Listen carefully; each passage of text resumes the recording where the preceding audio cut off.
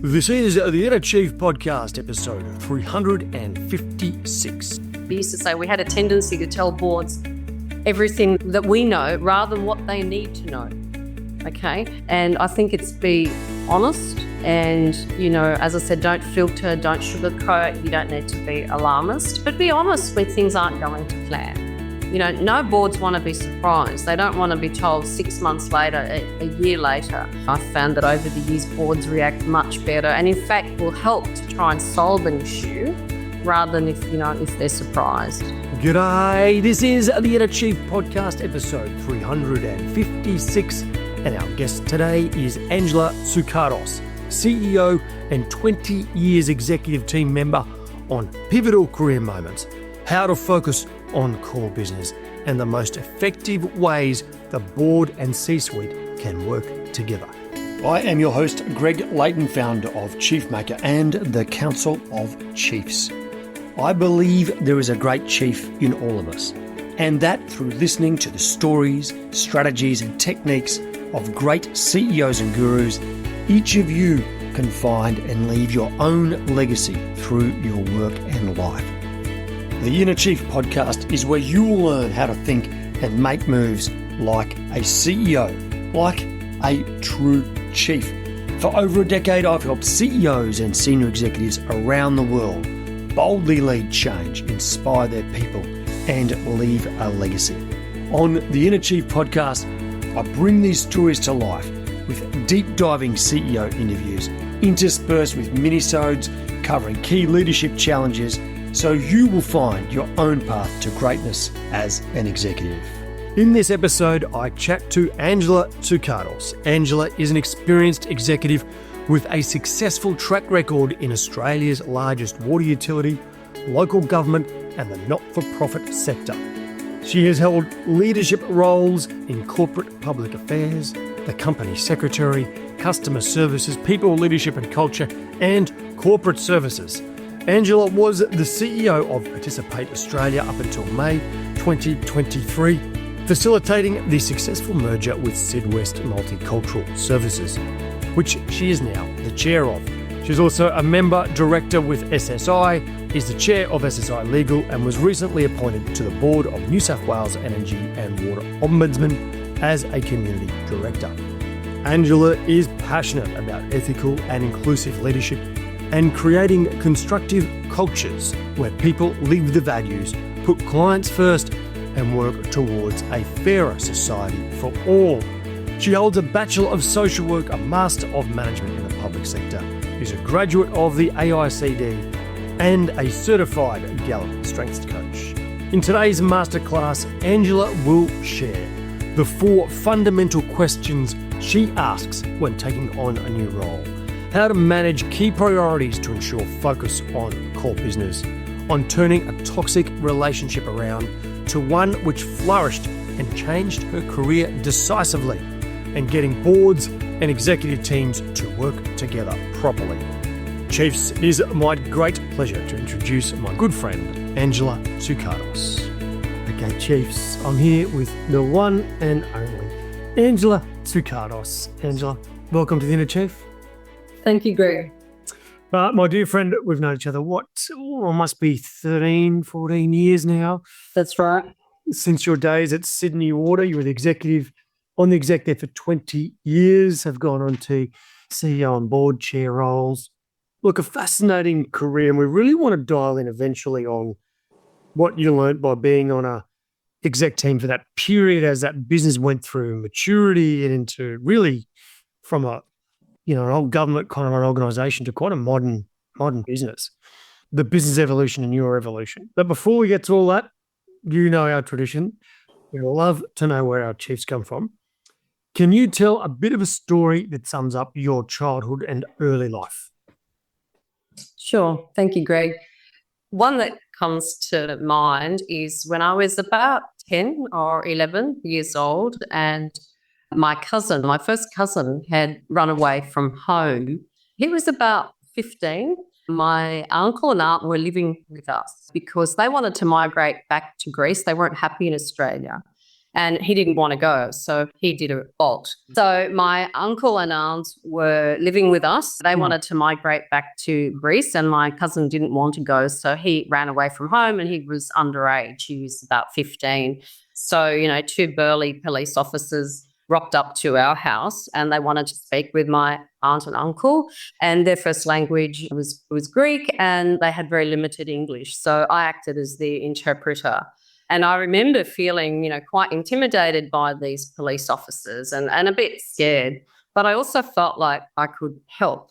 And I think it sums it up, because I was often found myself in situations where I was supporting, the immediate family, the extended family, with interpreting, with navigating services, dealing with complex, family dynamics. And I think that kind of, set the groundwork for me to, go on and be a social worker eventually.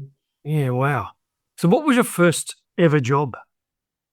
As a cashier at Fleming's in Campsie, and I was about 15 years old. Yeah. A cashier. You had a lot of cashiers. I bet. And what was your first ever car? My first ever car was a red Datsun 200B. It was a two-door. It was a complete rust bucket, but boy, did it go. I drove my best friend and I all the way to, Brisbane and back, and had a lot of fun. Oh, wow. That is cool. So look, Angela, let's talk about this career. You started out as a social worker. In some ways, like as you were just sort of describing then, you've sort of had your training wheels on since you're a young age, like dealing in this supporting role, connecting community. How do you think that role, the story you told her about your childhood and this social work in the early days, how has that shaped you into who you are now? Look, I think very much, because from a very young age, I learnt how to, walk in other people's shoes, and also how to kind of read the play about, what was going on, navigate complexity, problem solve, etc. And I think that really has informed the way I go about, working. Mm. Now, early in your career, post-social work, you move into first sort of corporate kind of role. You had a chief and then a peer that pushed you to really have a crack, right? Can you just talk us through that sort of story and what it meant to have a chief who really gave you an opportunity and backed you? It was life-changing. Like, I went to Sydney Water and I was working fairly much in that equity and diversity space. It was called other things back in the day, access and equity, etc. But then I got into doing more sort of mainstream, policy work. And Paul Broad, who was the chief executive at the time, approached me and asked me if I was prepared to be his executive officer. Now, he liked, I think, the way I worked with people and, got things done. But I was incredibly intimidated, felt, quite daunted by the prospect. And, I was, virtually talking myself out of it. And I had Amanda Jones, who I now consider a friend, and Amanda is Deputy Secretary in the Department of Planning and Environment. And she worked as Paul's EO, and she just looked at me and said, look, you can do it, and you don't realise how good you are. And I've had other instances like that later on in my career, from CEOs I worked for. But it was pretty life-changing, because I did do it, and I went into it thinking I couldn't do it. And the first weeks that I worked for Paul, I was convinced he was trying to kill me, because he gave me 5 big pieces of work and, speeches to write for him, things to do for Parliament, all kinds of things. And, I really had to work, at a pace. But, I did do it, and I think did it well, and I got good feedback from him. And, Paul, he's not an easy person to please. So that was very affirming. But the other thing that it did for me is it showed me that I had a real passion for line management, for leadership. So after 18 months of doing that role, I said to Paul, I'd like to go back into line management. And where did that take you? Into what role? I did a role as the manager of, the corporate compliance program. Yeah, that was post-corporatisation, where Sydney Water had, an operating licence and customer contract and a whole lot of things that we needed to make sure that, we're satisfied. Yeah, wow. So here you are, Paul backs you, you really show that you can do this job, you go into line management. one of the things that you have a real passion for is helping young leaders, particularly young women, find their voice, build that resilient kind of confidence. And I'm just listening to the way you're talking, like there was something in there where you were willing to have a crack, but having that resilient confidence hasn't always been perfectly natural. So how did you build that? How did you find your voice? Well, there's a couple of stories. One is from my early life. I described what was happening at home, and that actually made me a little bit distracted at school. I was a bit preoccupied with, lots of, family, dynamics, and a bit of a chatterbox at school. And we got a new English teacher in year 9. And she walked into the classroom. We were all yapping away, and she just yelled at the top of her voice, "Shut up." I was like, whoa. And then she said, "I'm going to treat you all as though you're intelligent unless you prove me otherwise." So for me, that was like, whoa. And I did actually start paying attention and doing a lot better at school, and then decided to go to uni. I also stood up to my dad, who was ridiculously strict. Like, when I say strict, I mean ridiculously strict. That was at about 16. So early on that happened. But then, fast forward, and, I'm an exec, and I have Kevin Young as my CEO, who's very passionate about the human synergistics tool set. So we all did an LSI, and I got feedback that, I should be leading more from the front and speaking up more, et cetera, et cetera. So, I did a number of things. I got a coach. I read Sheryl Sandberg's book, Lean In. I accumulated all these tips. And so I started, speaking up more and owning, what I was about, using I more than we, et cetera. And after a little while, the CFO at the time came up to me and said, "You know how we told you to speak up more? That's enough." And I was like, whoa. I still laugh when I tell that story. But you know what it made me think? It made me think that, the coach had helped, reading the book had helped, the various tips, but I hadn't really integrated those things into my way. And I reflected that, sometimes a leader does need to lead from the front and take charge, but you don't always have to do that. And you don't have to take credit for other people's ideas. And you can let others shine. So I guess it's a bit of a hybrid now that I've come up with. Yeah. Yeah. This is probably a potential pitfall for a lot of people. And when you get into this world of reading lots of things and listening to crazy podcasts like this one, you sort of almost, in your mind, you're trying things on. Like, how would that work for me? How would I do that? And you sort of almost, in your mind, you're sort of imagining what it would be like. What you're sort of talking about there is, how do you personalize it so there's still the natural you, the Angela's version of talking out? Is that what you mean? That's right. That's right. Yeah. It's a much used word these days, but you need to do it authentically. Because the reality is that it's not going to sit comfortable. I was actually wearing an ill-fitted suit, right? And people can pick that up if it's not you. And I guess the other thing that I had to embrace is some of my qualities, which, you could describe as being softer, actually were part of my superpower. Absolutely. Yeah. Yeah. So we spoke a little bit about, in the lead up to this, about how you've navigated this quite diverse kind of career now. Even though one company for a long time, you had a lot of roles, right? One of the questions that you ask yourself when a role comes along is, can I add value to the work? Now, where this comes from is, you don't think anyone can lead anything. I back you on that as well. So we're in alignment, but we have to ask ourselves, can I improve things? Can you just talk to this in a bit more depth? Sure. I can give you an example. When I took on the people leadership and culture role, I don't have a background in HR, but I took on the role because I really valued the function.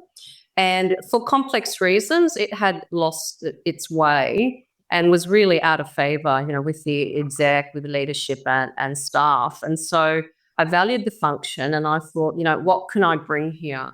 And what I brought was my learnings from, social work and also running customer services for many years. And I think it's something that you talk about too, Bree. It's actually start with the client. Who's your client? Yeah. And if you're running a people leadership and culture function, your client is the CEO, it's the exec, it's the leaders, the frontline leaders, the staff. What do they want? What do they expect? And also, what is the strategy of the organisation? I find that sometimes enabling functions have frameworks and tool sets and all kinds of things, and they want to just impose those on the organisation. So what I did was, based on learnings, particularly from customer services, is understand, the client, the expectations, understand the strategy and align the work we were doing with that. And, we did succeed. I didn't do it on my own. I did it with some, a team that had deep HR expertise. And also I got mentors in because I didn't have that background in HR. But I didn't not take on the role. I thought, I can bring some things to the table. And I remember Kevin Young saying to me, I like what you're doing in leadership and culture. So I thought, I can add value. I'm not a blank sheet of paper. I didn't, talk myself out of it. And I did value the function. And it was incredibly rewarding to see that function go from, strength to strength. Can we dial in on the value add of enabling / service support kind of functions? Sure. An enormous number of our listeners will be working in those teams. If they're not, they're on the receiving end of the service provided by HR, finance, IT, and legal, etc. There is so often a tension and a frustration between these departments. Well, could you just give maybe a little bit of advice for someone who's leading an enabling function, and then some also advice for those that are dealing with enabling functions, because it is a difficult role, often underappreciated. So maybe a bit of both.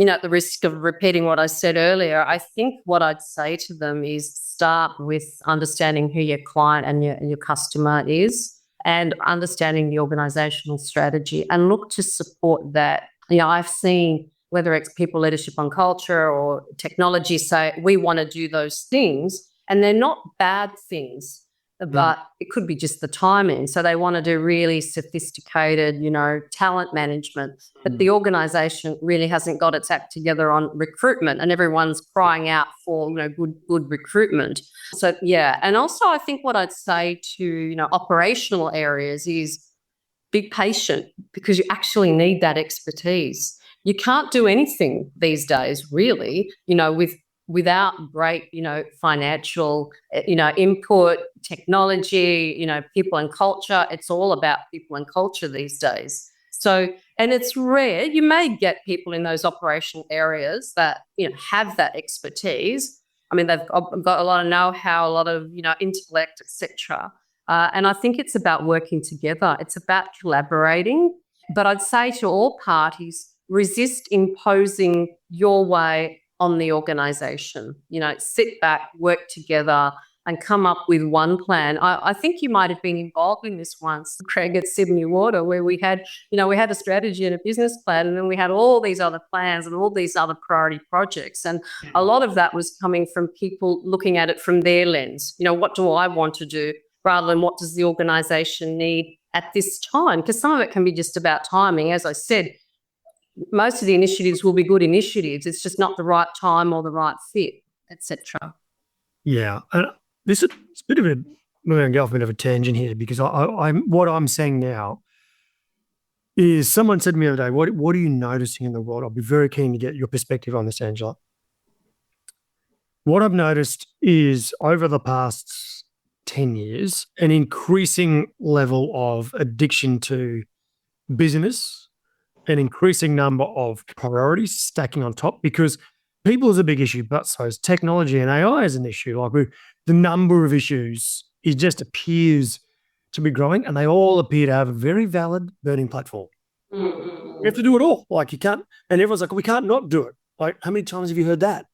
But what I'm seeing is executives now that are addicted to just getting more and more and more and more and more done, never really switching off. And what that means is that if you imagine the little core of a business, like what is our fundamental reason for being, the role we play, the core business, is now very, very vague at the edges. And so you're getting a lot of non-core business that is just creating incredible amounts of work for everyone. And because we're now, like the work from home thing as well, is even making it more difficult because we don't spend enough time with each other talking through these kind of priorities. So I don't know if there's even a question here, but I wanted to get your perspective. What do you think about that?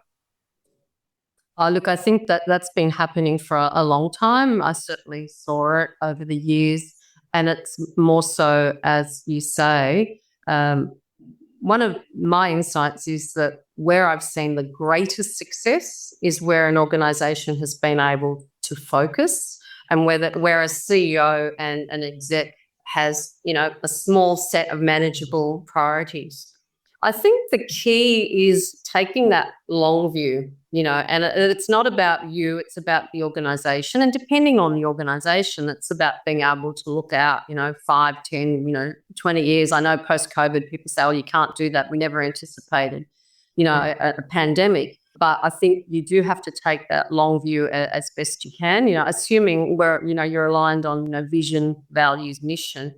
And I think also be honest in where you sit in the marketplace, and your competitive advantage. Like, people think they can be all things to all people, but organisations, can't. And you've got to be honest about your strengths and play to those, and have a prioritisation process that includes people. So it's not something that the exec does or the board does or a handful of people do, and then you present it like, ta-da, here. You involve people, so they're part of that process. And I say you do that from the very beginning. We've just done that at, SydWest, where we've come up with a new, vision, values and priorities. And it was actually quite bottom up and then top down and bottom up again, but quite iterative. And the other thing is, I'd say, is you've got to resist the pet project. No organisation can be good at everything. And also, Zach Glenn or Craig and I, when we worked it together at Sydney Water, we used to talk about everybody wants their CV moment. That's why they want to do, I want to do these 3 things. I want to do these 5 things because I want to put that on my CV. And look, it's great to have individual, passion and pride, but if you actually are there for the organisation to succeed, you've got to get behind that process and actually park some of those things, So, yeah, and I think the process, the conversation is really, really important. And honesty, around, are we really good at that? How did we go with that? That's not actually succeeding. Why do we want to keep doing that, etc.?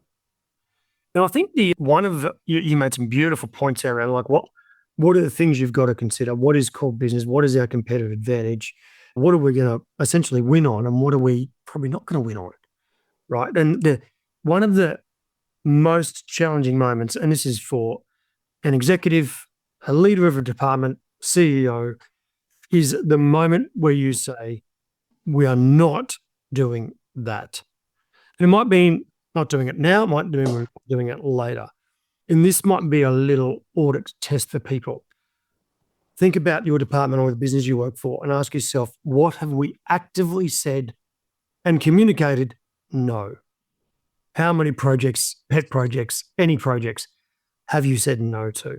And I would suspect that not many would be able to say very much. And if they are, then they're being successful.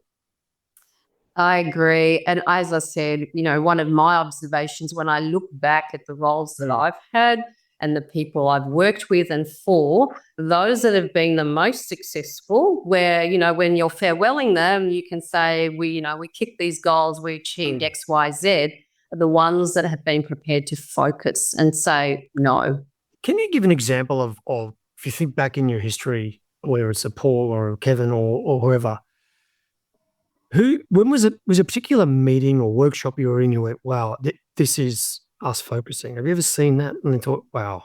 Or is it more of something that's emerged over time? I think the person, well, there's a couple, Paul Broad was incredibly, focused. He was very much a big picture person. A long time ago, he had his eye on, corporatisation, pricing reform, upgrading water filtration plants, other things that he did. But yeah, he was quite focused. In more recent years, Dr. Kerry Shop, She was, quite brutal about this. So there was kind of a big mandate, and the focus was the desalination plants, some big water recycling schemes, and water demand management, and also accommodation. We moved to Parramatta at the time. But yeah, so one from the earlier in the career and one a little bit later. Look, another little question that you ask yourself when looking at opportunities is, will I grow? I think enough people ask that. It's a really good question to ask yourself going into something, because it also says, well, this will be challenging, right? Yep. Why do you ask that question? And have you ever got it wrong? Well, more recently, what I've found, it's something that I've always wanted. Can I add value? Will I grow? But more recently, I've learned through a strengths retest that it's actually one of my strengths. So I actually enjoy learning. But unfortunately, I have got it wrong. At one point, I was in a general manager role, and I had a CEO who kept centralising functions because he didn't want regions and people going off doing their own thing. His rationale made a lot of sense. So he kept centralising things. So every other week, I'd end up with a new function. And I ended up with regulatory economics. I had the operating licence and a customer contract compliance program. And he thought, oh, yeah, there's synergy between those two things. I'll throw them together. But he didn't stay in the organisation very long. He was soon replaced by another CEO who happened to be an economist who really valued technical prowess above anything else. And, we got on fine, and he could see the skills that I had, but he really wanted me to be on top of the regulatory economics side of things. And it's quite complex in the water industry. It's something I did later in my career, and I was much better at it and more confident. But working for this guy, he was like an absolute guru. Like Paul Broad and he worked together in Treasury many moons ago, and, very savvy when it came to regulatory economics. And he would grill me, and some of the board meetings were very testing. And look, you could say, did I get it wrong? What could I have said? I probably should have put my hand up earlier and said, look, this really isn't for me. If you want someone that has a real strength in this place, yeah, you need someone else. So yeah, it's hard to grow in that situation, when, in some ways you feel like you're second guessing yourself. Yeah. Can it erode your confidence more broadly too, right? It did erode some of my confidence. Yeah, it did. Now, Chief, do you find yourself at work in one of those incredibly stressful moments where you've got someone on your team that either isn't performing or is behaving poorly, and deep down that it needs a difficult conversation? One of those ones that can keep you up at night. If you get wrong, there's going to be HR issues. But if you get right, could actually be a little bit career defining, and it will make life so much better for so many people. But you just keep putting it off and off and off. Well, Chief, we've created the ultimate resource for you. It is called Difficult Conversations. Download. It's not hard, but what's in it is what's most powerful. The mindsets, the frameworks, and even some of the scripts, the words to use to make those conversations much more easy.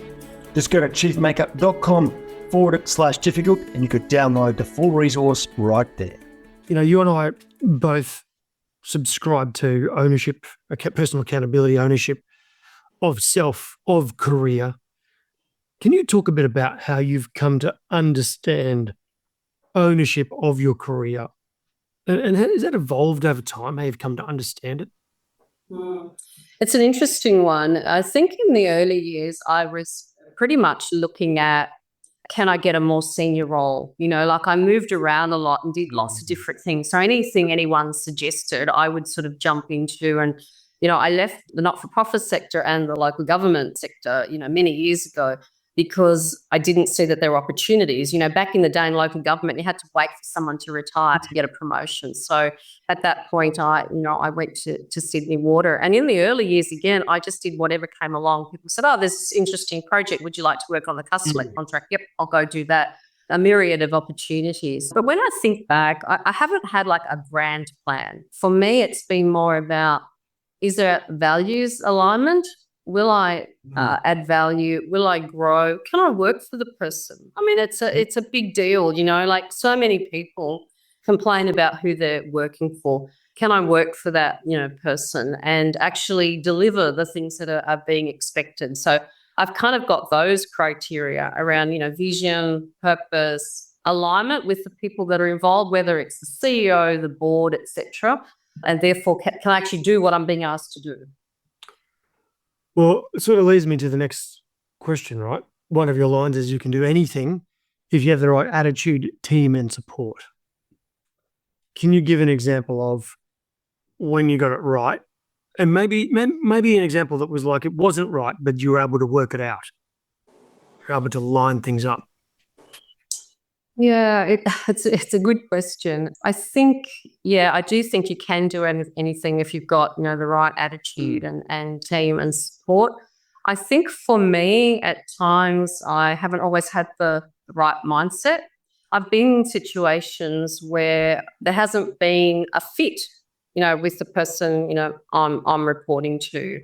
And at times I wasn't quite sure how to respond to that. And I found that I was, second guessing myself. So I'll be open. When I worked through Kerry Schott, who's someone I respect and admire immensely, in the first couple of years, it was pretty hard. And I just think we have very different styles. And, HR at the time, people in culture said to me, oh, maybe you should get a coach in. And at the time, I'm embarrassed to admit, I thought, what's a coach going to do? Anyway, so I got Serge Durkach in as my coach. And he had a chat to Kerry, and it was some simple things about, reforming my function and leading from the front and very simple things. Now, you could say, why couldn't we have that conversation? But for whatever reason, we couldn't quite have that conversation. But after I took that feedback on board and I said, right, okay, I went to her and I said, just give me a little bit of time. And I worked with my team, went back with a reform agenda, and I actually did things like said to people, I'm not going to actually delegate this to you when we're having a stakeholder meeting or we're going to give evidence at a public hearing or whatever it is, I'm going to do it. Because I think, Kerry actually said to me, you deliver, but is it you or your team? And I went, well, I think it's both. But I kind of understood what she meant. It was that feedback around leading from the front, which I have, had, over the years. And so once I did those things, it changed overnight. She just came up to me straight away and said, keep doing what you're doing. Thank God we've got you and know something about customers. You go and do that. Now, I add evidence to the public hearing. And she said, what you said there, can you reflect that in our submission to IPART? So it changed, but I was in a bit of in a situation where I wasn't quite sure what was really going on. So I kept trying all these things, but I wasn't actually really understanding what the client, actually wanted. Yeah. Number one customer, right? Yeah, that's right. Number one customer. I think your book talks about that a lot, CEO. And, last 3 years working with Kerry were fantastic. And she left saying to me, you could do anything you wanted, and because I do respect and admire her a lot, it was great to be able to turn that relationship around. And I think it was, my mindset that the team was good. You could say perhaps she wasn't supporting me, but I think it was a misunderstanding, different styles and not kind of getting to the heart of what was needed. Yeah. Can you at a high level go, what was the mindset before to the mindset after? The mindset before was, she doesn't like me. I can't do this. Yeah, right. It's not about whether she likes me or not. It's about expectations. And I can do this. And at the time, I ended up sponsoring a major IT implementation, which was on the back of a failed customer information billing system at Sydney Water. And, after it was quite a process. It was incredibly stressful. I learned so much. But at the end of that, for my performance review, she said 5 out of 5. Can't fault you on anything. Yeah, right. Yeah. So that was one of the biggest projects of your career, like getting that right. Yeah, it was. It was because I hadn't done anything like that before. There'd been failures before. Everyone was expecting a failure. So we had to really line up the planets, Yeah. What is the hardest thing you've had to deal with on an executive team over 20 years? What are the things that maybe they don't prepare you for that over years, you sponsoring major IT transformation? Is it restructures, emergencies, What did you find hardest that maybe you weren't prepared for? You trained for? I think it's when people play politics, you know. And that might sound a bit naive, right? Oh, that's never happened. Yeah, well, it's interesting. When I was first appointed as a GM, and another colleague, Dr. Judy Hanson, was appointed at the same time, and we went and had a glass of champagne and said, "Wow, my God, you know, we were heads of business and now we're general managers." And 6 months down the track, we had another drink and said, "Oh my God, all we're dealing with is politics and admin." And there is the politics do change, whether you call them politics or just complex stakeholder relations. It's probably more the latter, but it's staying true to self and true north when you've got that kind of complexity, whether it's within an organisation or outside an organisation. Staying true to the principles, the values, the vision. But obviously, you've got to also flex and adapt and have a collaborative spirit. That's been pretty hard, that kind of thing. And I guess I've learned, how to navigate in that world a lot more, professionally, skillfully, etc. But, as an exec, moving people on is never easy, and I've had to do a lot of that over the years in different capacities. And I guess probably the hardest thing I've ever had to do as an exec, as a CEO, was recommending a merger of an organisation who, being in the world for, 40 years with a lot of loyal, participant members, board members, etc. After trying many things, I felt that the best thing to do was a merger. And that was pretty gut-wrenching. It wasn't much fun waking up thinking I may not have money to pay people or suppliers. So it was the right thing to do, but it wasn't an easy thing to do. Yeah. So, Greg, I've mentioned a few things there. But I think probably the politics and the merger. Yeah, sure. Yeah, that's tough. Yep. You've held quite a few different roles, from customer compliance to HR, this diversity of experience. Is that critical for leaders, do you think, or nice to have for some people? Look, I think it depends on what you want from your career. I mean, if you're quite happy just to be a specialist or an expert, then I guess it is fine to just kind of stay in that sort of, pool. But if you want to be more senior, so even if you're, start off being, a great finance guy or girl, and you want to be a CFO in a company, then it becomes more about strategy and leadership and leading people. So you get exposure to that, I think, if you have different experiences. I know for myself, I was first in the corporate space and then returned to the corporate space as an exec at Sydney Water. But I learnt mostly from running customer service, because it was like running a business. It was actually like running a business. So then I could apply that when I went into the people leadership and culture space. So I don't think it's essential. I don't think there's a playbook, for an executive. It depends on who you are and what you want to achieve. But if you want to kind of play at the exec level or board level or interact capably with the board, I think diversity helps. Yeah. I think the understanding of customer helps most. Yes, absolutely. Who's the core function of the business the customer serves? If you have no understanding of that, you've never looked your customer in the eye, it's pretty hard. That's right. To really understand how your function connects to that.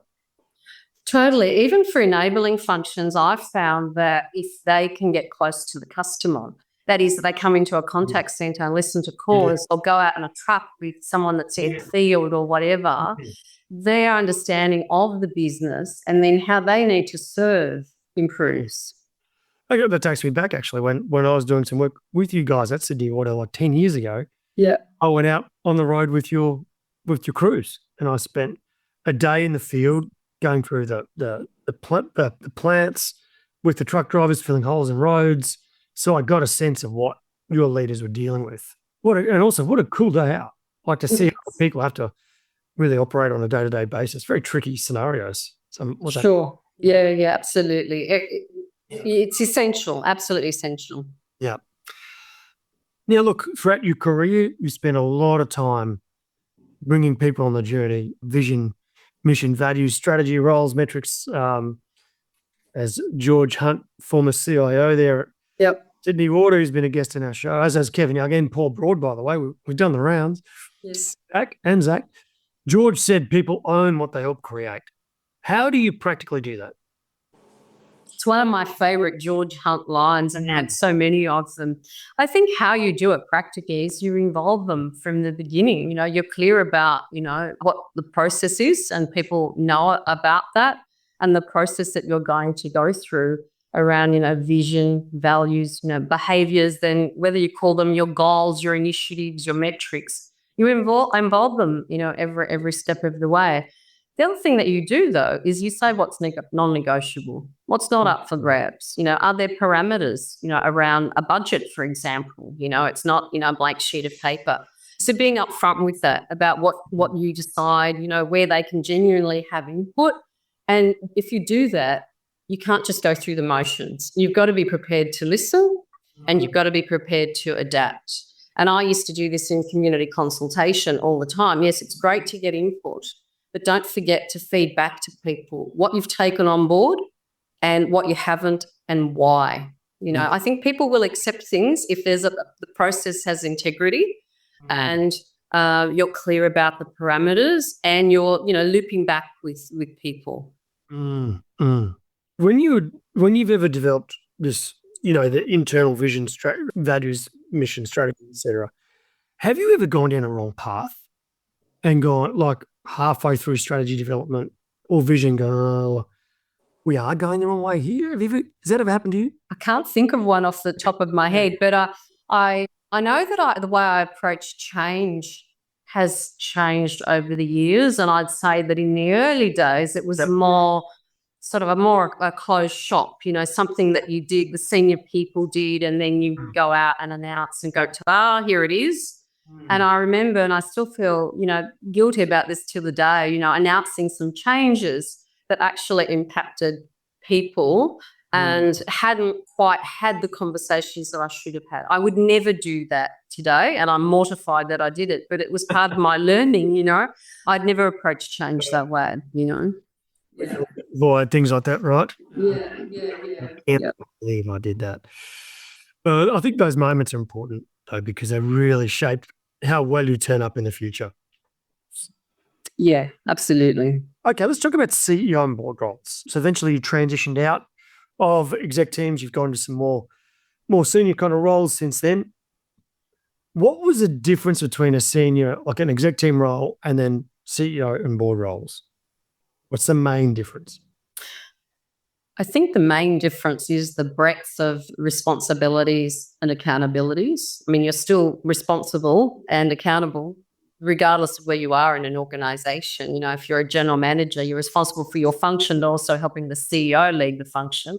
If you're a CEO, you're obviously accountable for, you know, making sure the organisation run well. But as a board, there's another level there around, you know, the strategy of the organisation, you know, the governance, succession planning. So I think for me, that's the fundamental difference. It's the breadth and depth of responsibilities and accountabilities. Did you find any part of the transition, let's just go straight to more the CEO role initially, did you find any part of that quite more difficult than others in that transition? It is different being a CEO to being an exec. And my experience of being a CEO was running Participate Australia, so a disability organisation, you know, NDIS, you know, big reforms. So it was quite a step up or a change for me. And I think, you know, I really did feel that sort of weight of responsibility as a CEO and interacting with the board and making sure the board, you know, was well briefed, able to, you know, do its job. Whereas in the past, as a GM, you know, a lot of people have said to me that I've got an overdeveloped sense of responsibility. So they would find that strange that I would say that. They would say that I took every role, you know, very seriously, which I did. But when you are the CEO, you're ultimately responsible for ensuring the organisation is running well. And yeah, I did feel the weight of that responsibility. Let's talk about board roles now. You're doing more and more board work these days. What is the hardest thing for a board to sort of get right in its relationship with that exec team? I think the hardest thing is knowing when to, I guess, intervene and when to, pull back. What do they say? Noses in, fingers out. So you're not there running the place. You're not the one that's pulling whatever lever it is, whether it's technology lever or the people and culture lever, the operational lever. You're not that person. It's the CEO and the leadership team. And understanding that role and that dynamic and getting it right, and knowing when you need to probably ask more questions, intervene a little bit more, and when to actually trust. I mean, you should always trust, but sometimes you might pick up something that you don't think it's right. It's having the wherewithal to have a constructive line of questioning so you get to the bottom of things, so that you are addressing, the risks in the organisation, the opportunities, etc. I think that's the hardest. And I certainly personally found that the hardest, that you're not the one that's pulling the levers. You have to actually trust and give people the space, and also give them the space to do it their way. And you can't retrofit whatever you've learned. I spent 20 years in a major, the biggest water utility in the company. It's a different organisation to some of these not-for-profits. Some of what I know applies, some of it doesn't, or it might apply generically, but it needs to be done differently. So you've got to have the wherewithal and I guess the EQ to know when to, stick your nose in and ask the questions, and other times to trust, let people get on with it. Because, people that have been in sectors too know an awful lot around how they work, how the industry works, how the stakeholders work. And you've got to respect that, I guess, that contribution, that knowledge, experience. Yeah.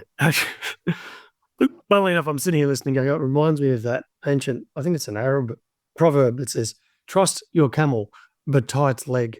They tie one leg up at night time so the camel doesn't wander off into the desert. Yeah, that's right. Yeah. One of the things I think is really challenging in a board role is because you're not in the business, you don't really have great depth of understanding of where the risk really lies. And you're sort of reliant on the reporting and the stories that are being told you by an executive team. And that is the depth and breadth of your knowledge. And one board chair once said to me, it's quite interesting. It's like there's a bit of a veil over the organisation. And you get to see little bits here and there, but it's still a little bit foggy. But when it comes down to it, if you're a director of the organisation, you're held legally responsible. So there's this really difficult kind of challenge. You've got to master this art of asking great questions, of leaning in, and trust to a degree, because in the end, if the exec team's not performing, then you're the group that have got to make sure that happens. Sure. It's a really tricky kind of role.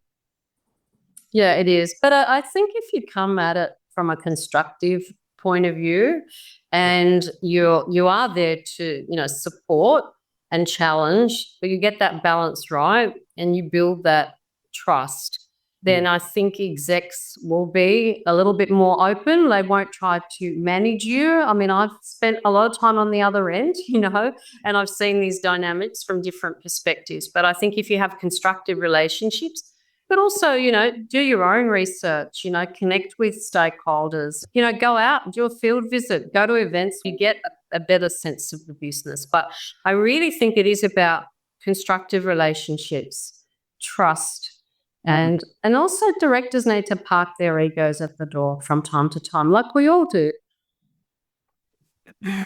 Yes, I think, that is some sage advice.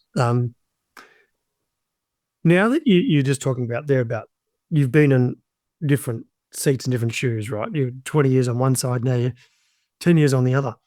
Now, through the lens of being a board member, what advice would you give to executives in dealing with board members? I'd say, first and foremost, understand the role of board and understand that the buck does actually stop with them. I think most of the directors that I know feel that quite deeply.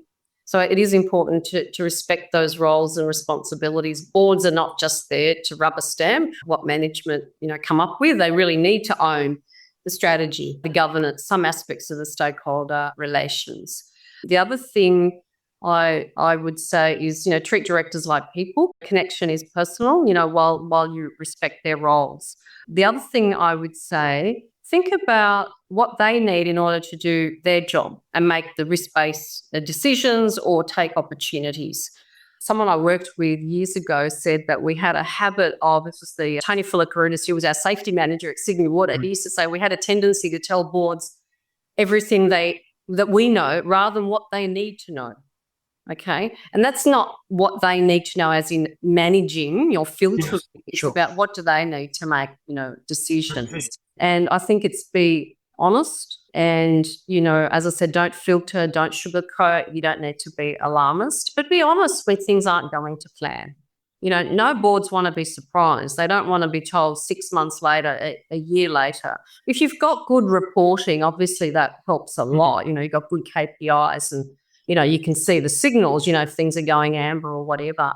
But it also is useful to flag things up, proactively. I've found that over the years, boards react much better and, in fact, will help to try and solve an issue rather than if they're surprised. Chiefs, more from Angela in a minute. Now, recently I spoke to David Knopf, Antarctic expedition leader and author of 537 Days of Winter.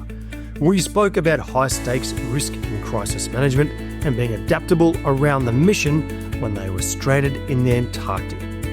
Here's what David had to say about his most harrowing experience on a mission. When I saw that footage of an absolute fireball just exploding out of one of the engine inlets and engulfing part of the superstructure of the ship in flames, and it torched 2 IRBs or Zodiacs were melted instantly and just turned into a rubbery goo.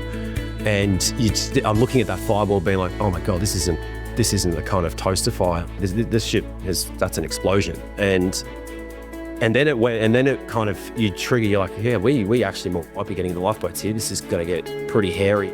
You can listen to that incredible conversation with David by going to chiefmaker.com/355. And while you're there, you can subscribe to the podcast and check out all the other great interviews with our chiefs and gurus, as well as all the minisodes by going to chiefmaker.com/listen now. Right now, let's get back to Angela Tsoukatos. So before we go to some rapid fire questions, I'd sort of like to just revert back to the role of a leader and some of the core principles in, let's talk departmental leadership, more around building the culture of your team into a high-performing culture, an accountable culture, a safe culture. What are some of the principles that you have tried and tested over your career? Well, I think in terms of having a high-performing team, I really draw on my learnings from, requisite organisation. And I think it is important to have people that have the right, level of workability. They have the right, knowledge, skills, experience. But also another one that they talk about is values, preferences, inhibitors. Do people actually value the work? Do they prefer doing the work? Do they have things that are going to get in the way? And then if you kind of got that in terms of the team, and I'm very much about a champion team, so Lencioni's work, rather than a team of champions, and making sure that, you've got a team that not only has strengths individually, but complementary strengths, and those are, respected. And I think it's also very important to have, good, sound, planning process. And also the other thing for me is having an operating cadence, with a team. I think it's something you talk about a fair bit too, Greg. Some aspects of leadership, I won't say boring because I love leadership, but, they're routine, whether it's the monthly, meeting that you have with a direct report or whatever you've agreed, or whether it's your monthly management meetings, your quarterly staff briefings. I think, people expect leaders, they want people to be visionary and inspiring and all of those things, but they also like predictability. And I think those things make a difference. And I'll give a plug for, Kevin Young. I reported to him for 8 years. I had a monthly meeting with him for 8 years. He did not cancel that meeting. That meeting always went ahead, which is pretty amazing, given his schedule, both internally and externally. So some of those things around operating cadence are really important. I also think it's important to get it right technically, but also to do the bit around, values and behaviours and making sure that your team is actually role modelling. You don't want them just to be super smart. You want them to be that. You want them to be on top of their brief, but you also want them to be people that people will look up to. You are a role model, and, people won't follow people if they're not, role modelling the behaviours that they talk about. We launch the values, the this or that, and then we do something else, or their decisions, etc. So, yeah, and I think for me, I've just observed different people over the years, and I've picked up, different things and sort of weaved it into, my leadership style. Yeah. Wow, fantastic, Angela. Look, I think we might shift to our final rapid fire questions. Oh, okay, we're there. Okay. We could do more. Yeah, okay. Well, I don't know. Let's see how we go.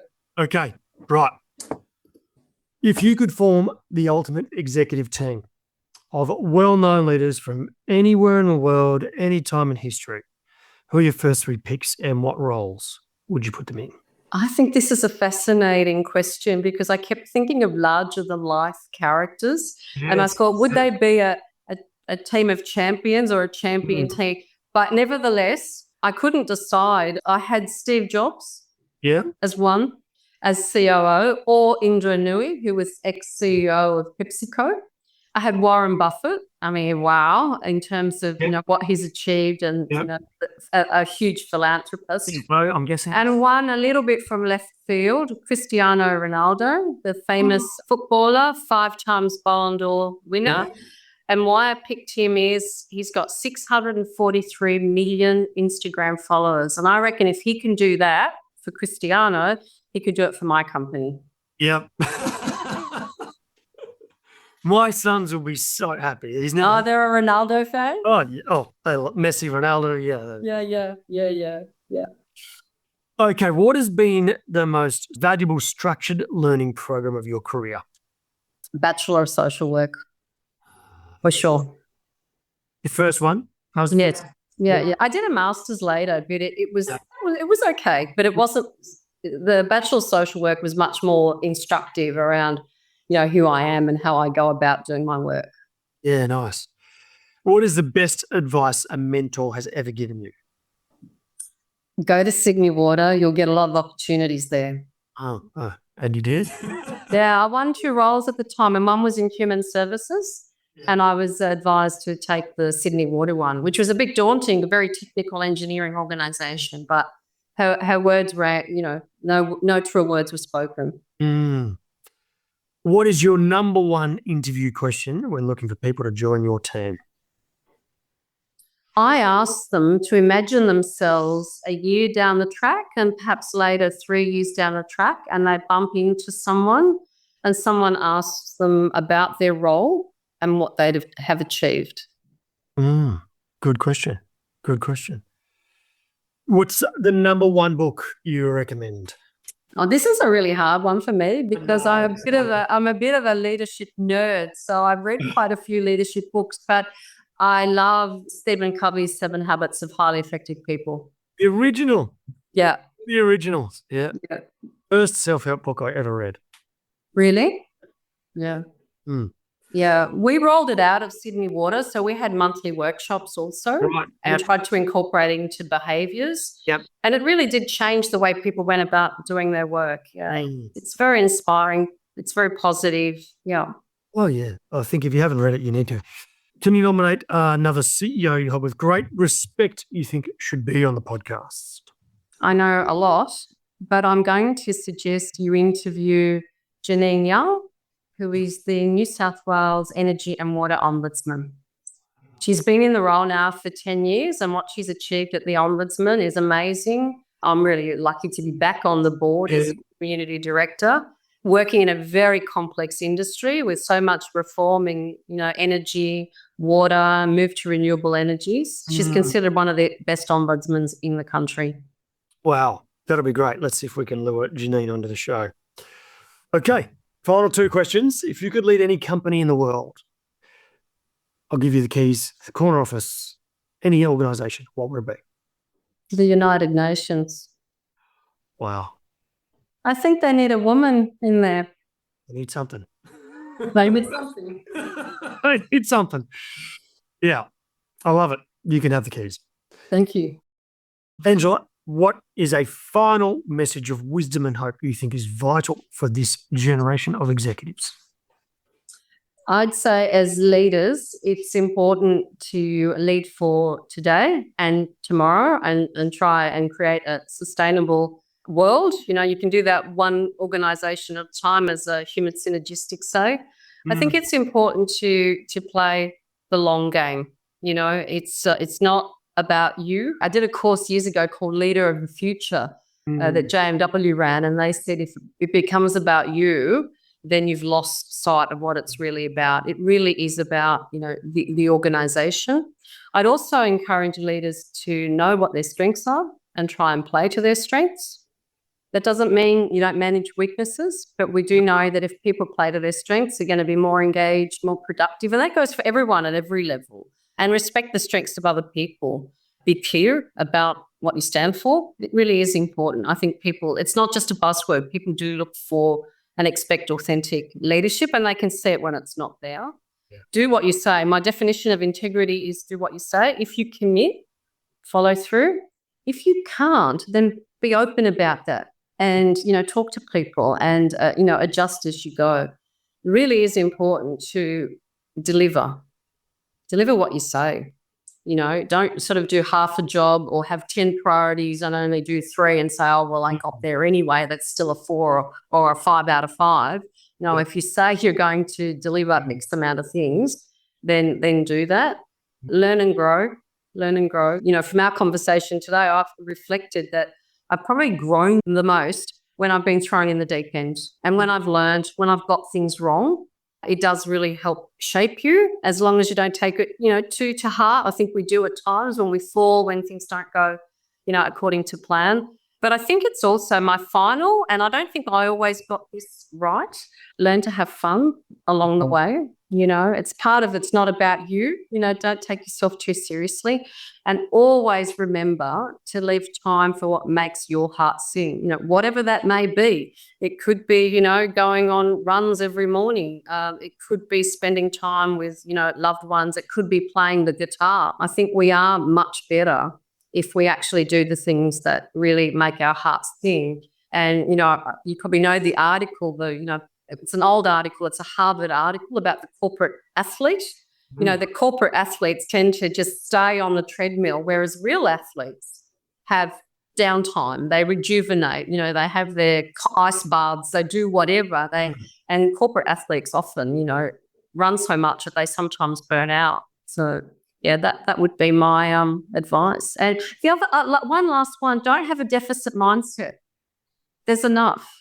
There's enough, you know, for everyone. I see that so much, you know, and that's where the politics comes out. But trying to have an abundance mindset. I mean, we all know there's enough resources in the world for everyone, but it's just about how we manage them.